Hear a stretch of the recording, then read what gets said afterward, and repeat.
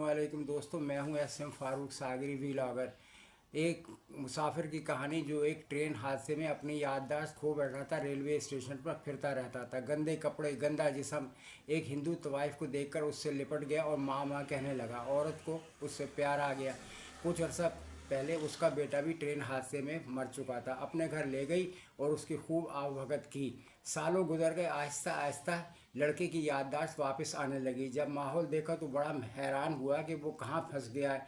एक दिन उसने भागने का प्लान बनाया। माँ से बहुत मोहब्बत हो गई थी। वो लोग कहते रहते थे कि जब इसे होश आएगा तो ये भाग जाएगा।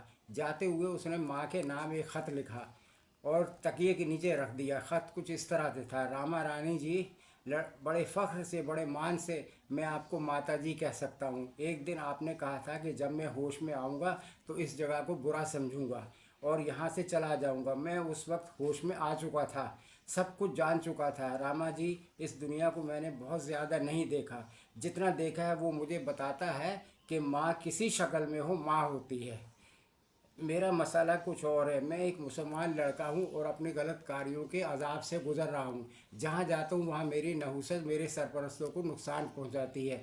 मैं इस घर में अपनी नहुसतें नहीं छोड़ना चाहता, इसलिए घर छोड़ रहा हूँ।